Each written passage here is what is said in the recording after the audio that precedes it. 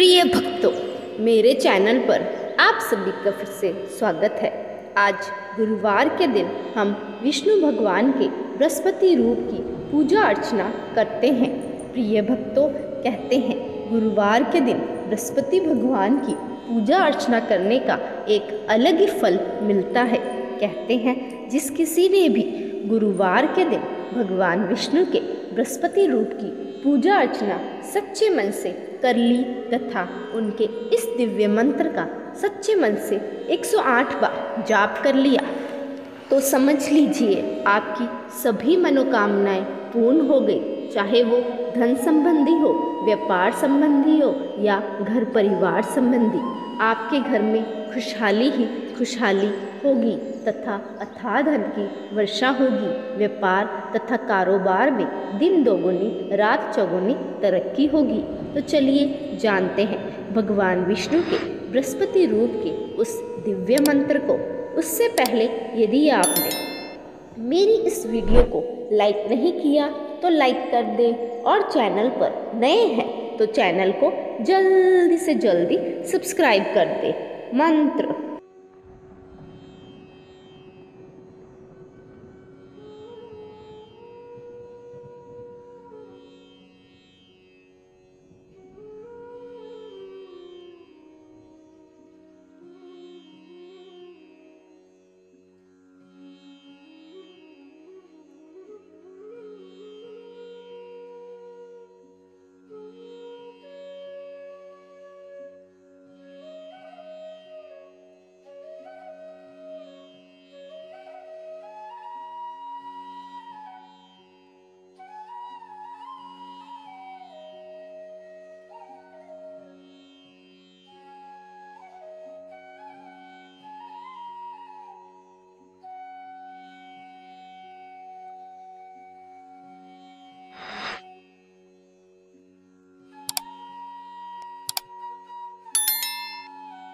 ॐ अंगिरोजाताय विद्महे वाचस्पतये धीमहि तन्नो गुरु प्रचोदयात्। ॐ अंगिरोजाताय विद्महे वाचस्पतये धीमहि तन्नो गुरु प्रचोदयात्। ॐ अंगिरोजाताय विद्महे वाचस्पतये धीमहि तन्नो गुरु प्रचोदयात्। ॐ अंगिरोजाताय विद्महे वाचस्पतये धीमहि तन्नो गुरु प्रचोदयात्। ॐ अंगिरोजाताय विद्महे वाचस्पतये धीमहि तन्नो गुरु प्रचोदयात्। ॐ अंगिरोजाताय विद्महे वाचस्पतये धीमहि तन्नो गुरु प्रचोदयात्। ॐ अंगिरोजाताय विद्महे वाचस्पतये धीमहि तन्नो गुरु प्रचोदयात्। ॐ अंगिरोजाताय विद्महे वाचस्पतये धीमहि तन्नो गुरु प्रचोदयात्। ॐ अंगिरोजाताय विद्महे वाचस्पतये धीमहि तन्नो गुरु प्रचोदयात्। ॐ अंगिरोजाताय विद्महे वाचस्पतये धीमहि तन्नो गुरु प्रचोदयात्। ॐ अंगिरोजाताय विद्महे वाचस्पतये धीमहि तन्नो गुरु प्रचोदयात्। ॐ अंगिरोजाताय विद्महे वाचस्पतये धीमहि तन्नो गुरु प्रचोदयात्। ॐ अंगिरोजाताय विद्महे वाचस्पतये धीमहि तन्नो गुरु प्रचोदयात्। ॐ अंगिरोजाताय विद्महे वाचस्पतये धीमहि तन्नो गुरु प्रचोदयात्। ॐ अंगिरोजाताय विद्महे वाचस्पतये धीमहि तन्नो गुरु प्रचोदयात्। ॐ अंगिरोजाताय विद्महे वाचस्पतये धीमहि तन्नो गुरु प्रचोदयात्। ॐ अंगिरोजाताय विद्महे वाचस्पतये धीमहि तन्नो गुरु प्रचोदयात्। ॐ अंगिरोजाताय विद्महे वाचस्पतये धीमहि तन्नो गुरुः प्रचोदयात्। ॐ अंगिरोजाताय विद्महे वाचस्पतये धीमहि तन्नो गुरुः प्रचोदयात्। ॐ अंगिरोजाताय विद्महे वाचस्पतये धीमहि तन्नो गुरुः प्रचोदयात्। ॐ अंगिरोजाताय विद्महे वाचस्पतये धीमहि तन्नो गुरुः प्रचोदयात्। ॐ अंगिरोजाताय विद्महे वाचस्पतये धीमहि तन्नो गुरुः प्रचोदयात्। ॐ अंगिरोजाताय विद्महे वाचस्पतये धीमहि तन्नो गुरुः प्रचोदयात्। ॐ अंगिरोजाताय विद्महे वाचस्पतये धीमहि तन्नो गुरुः प्रचोदयात्। ॐ अंगिरोजाताय विद्महे वाचस्पतये धीमहि तन्नो गुरुः प्रचोदयात्। ॐ अंगिरोजाताय विद्महे वाचस्पतये धीमहि तन्नो गुरुः प्रचोदयात्। ॐ अंगिरोजाताय विद्महे वाचस्पतये धीमहि तन्नो गुरुः प्रचोदयात्। ॐ अंगिरोजाताय विद्महे वाचस्पतये धीमहि तन्नो गुरुः प्रचोदयात्। ॐ अंगिरोजाताय विद्महे वाचस्पतये धीमहि तन्नो गुरुः प्रचोदयात्। ॐ अंगिरोजाताय विद्महे वाचस्पतये धीमहि तन्नो गुरुः प्रचोदयात्। ॐ अंगिरोजाताय विद्महे वाचस्पतये धीमहि तन्नो गुरुः प्रचोदयात्। ॐ अंगिरोजाताय विद्महे वाचस्पतये धीमहि तन्नो गुरुः प्रचोदयात्। ॐ अंगिरोजाताय विद्महे वाचस्पतये धीमहि तन्नो गुरुः प्रचोदयात्। ॐ अंगिरोजाताय विद्महे वाचस्पतये धीमहि तन्नो गुरुः प्रचोदयात्।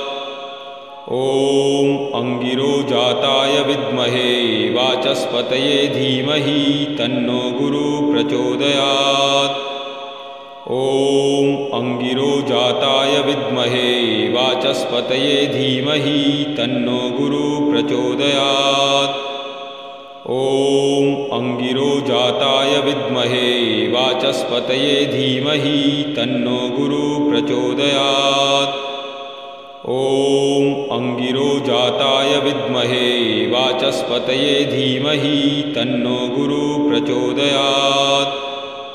ॐ अंगिरोजाताय विद्महे वाचस्पतये धीमहि तन्नो गुरुः प्रचोदयात्। ॐ अंगिरोजाताय विद्महे वाचस्पतये धीमहि तन्नो गुरुः प्रचोदयात्। ॐ अंगिरोजाताय विद्महे वाचस्पतये धीमहि तन्नो गुरुः प्रचोदयात्। ॐ अंगिरोजाताय विद्महे वाचस्पतये धीमहि तन्नो गुरुः प्रचोदयात्। ॐ अंगिरोजाताय विद्महे वाचस्पतये धीमहि तन्नो गुरुः प्रचोदयात्। ॐ अंगिरोजाताय विद्महे वाचस्पतये धीमहि तन्नो गुरुः प्रचोदयात्। ॐ अंगिरोजाताय विद्महे वाचस्पतये धीमहि तन्नो गुरुः प्रचोदयात्। ॐ अंगिरोजाताय विद्महे वाचस्पतये धीमहि तन्नो गुरुः प्रचोदयात्। ॐ अंगिरोजाताय विद्महे वाचस्पतये धीमहि तन्नो गुरुः प्रचोदयात्। ॐ अंगिरोजाताय विद्महे वाचस्पतये धीमहि तन्नो गुरुः प्रचोदयात्। ॐ अङ्गिरोजाताय विद्महे वाचस्पतये धीमहि तन्नो गुरुः प्रचोदयात्। ॐ अङ्गिरोजाताय विद्महे वाचस्पतये धीमहि तन्नो गुरुः प्रचोदयात्। ॐ अङ्गिरोजाताय विद्महे वाचस्पतये धीमहि तन्नो गुरुः प्रचोदयात्। ॐ अङ्गिरोजाताय विद्महे वाचस्पतये धीमहि तन्नो गुरुः प्रचोदयात्। ॐ अङ्गिरोजाताय विद्महे वाचस्पतये धीमहि तन्नो गुरुः प्रचोदयात्। ॐ अङ्गिरोजाताय विद्महे वाचस्पतये धीमहि तन्नो गुरुः प्रचोदयात्। ॐ अङ्गिरोजाताय विद्महे वाचस्पतये धीमहि तन्नो गुरुः प्रचोदयात्। ॐ अङ्गिरोजाताय विद्महे वाचस्पतये धीमहि तन्नो गुरुः प्रचोदयात्। ॐ अङ्गिरोजाताय विद्महे वाचस्पतये धीमहि तन्नो गुरुः प्रचोदयात्। ॐ अङ्गिरोजाताय विद्महे वाचस्पतये धीमहि तन्नो गुरुः प्रचोदयात्। ॐ अङ्गिरोजाताय विद्महे वाचस्पतये धीमहि तन्नो गुरुः प्रचोदयात्। ॐ अङ्गिरोजाताय विद्महे वाचस्पतये धीमहि तन्नो गुरुः प्रचोदयात्। ॐ अङ्गिरोजाताय विद्महे वाचस्पतये धीमहि तन्नो गुरुः प्रचोदयात्। ॐ अङ्गिरोजाताय विद्महे वाचस्पतये धीमहि तन्नो गुरुः प्रचोदयात्।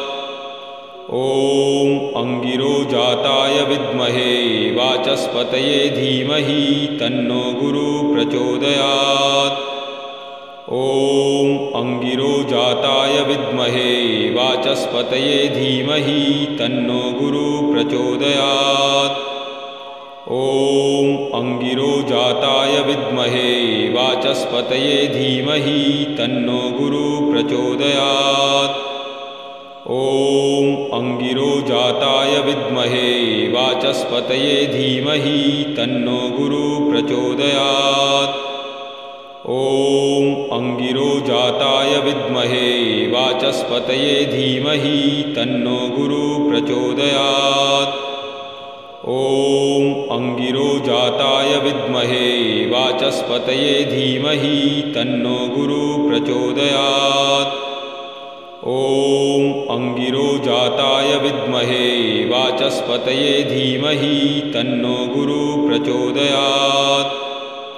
ॐ अङ्गिरोजाताय विद्महे वाचस्पतये धीमहि तन्नो गुरुः प्रचोदयात्। ॐ अङ्गिरोजाताय विद्महे वाचस्पतये धीमहि तन्नो गुरुः प्रचोदयात्। ॐ अङ्गिरोजाताय विद्महे वाचस्पतये धीमहि तन्नो गुरुः प्रचोदयात्। ॐ अङ्गिरोजाताय विद्महे वाचस्पतये धीमहि तन्नो गुरुः प्रचोदयात्। ॐ अङ्गिरोजाताय विद्महे वाचस्पतये धीमहि तन्नो गुरुः प्रचोदयात्। ॐ अङ्गिरोजाताय विद्महे वाचस्पतये धीमहि तन्नो गुरुः प्रचोदयात्।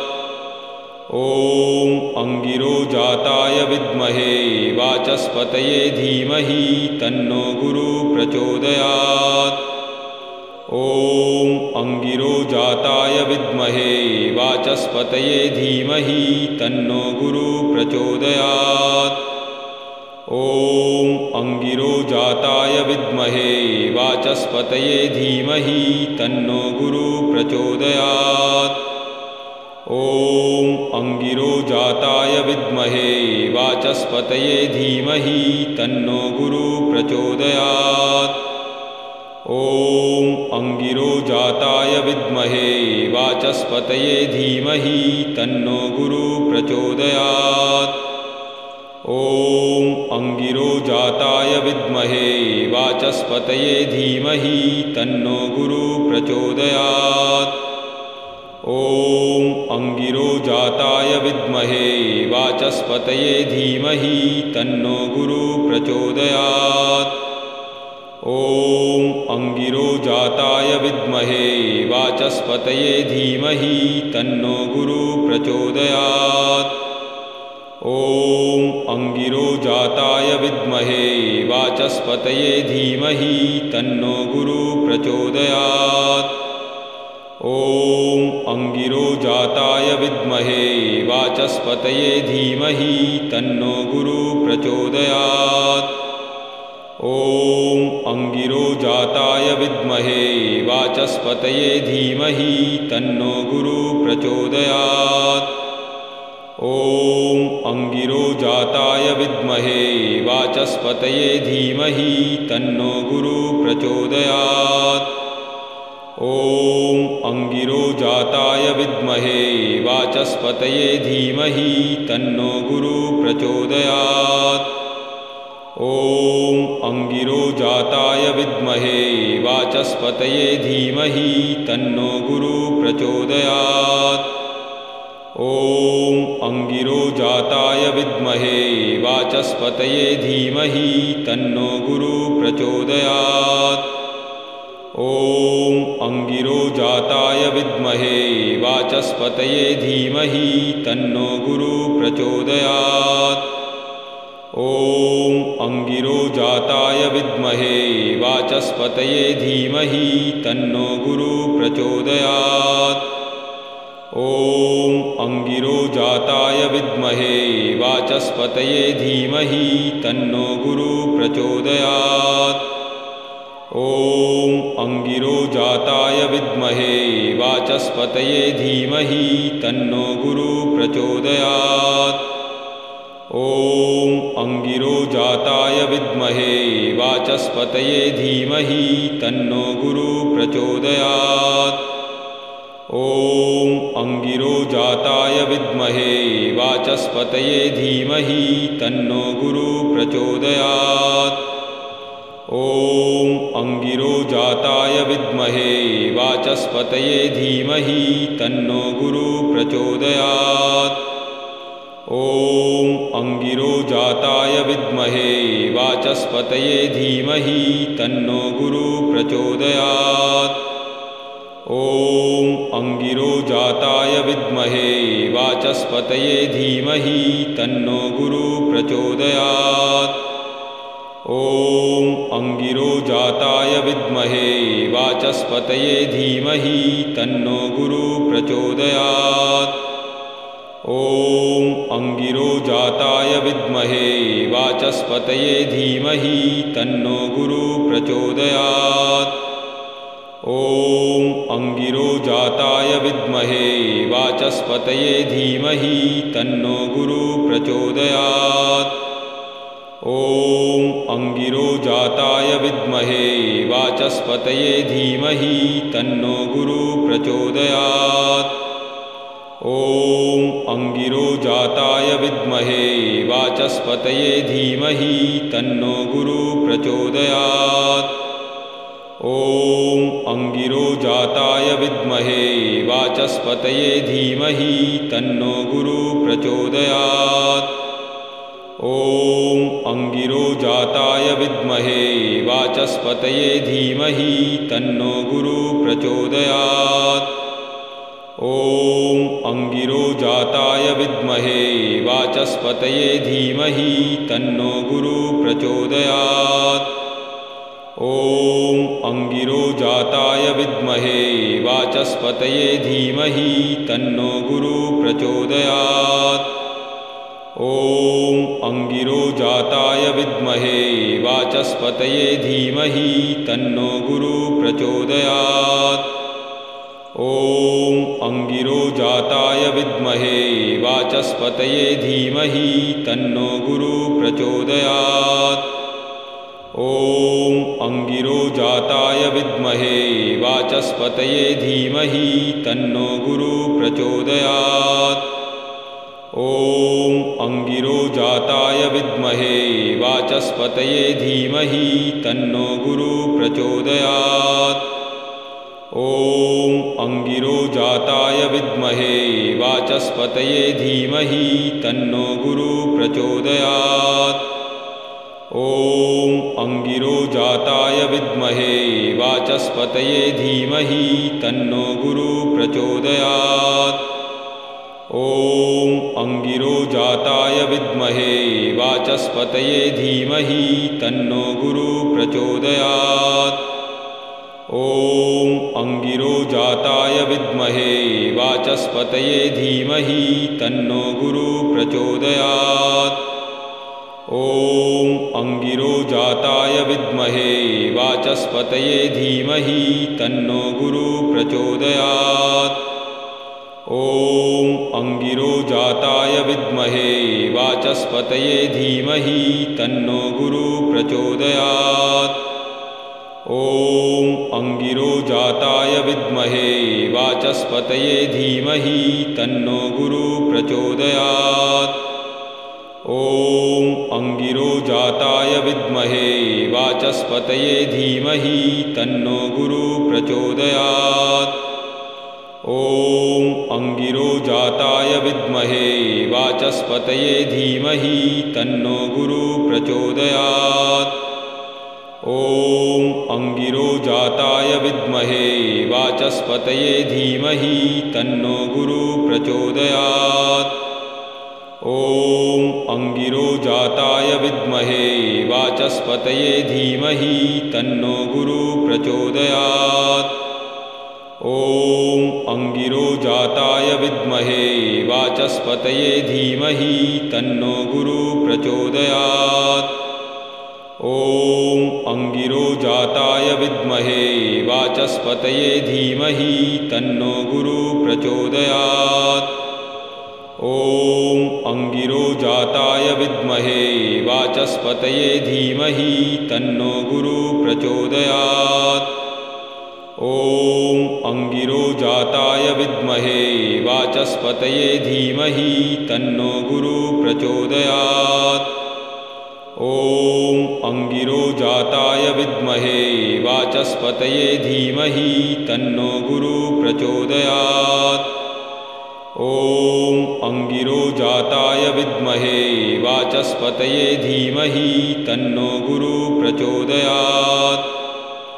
ॐ अङ्गिरोजाताय विद्महे वाचस्पतये धीमहि तन्नो गुरुः प्रचोदयात्।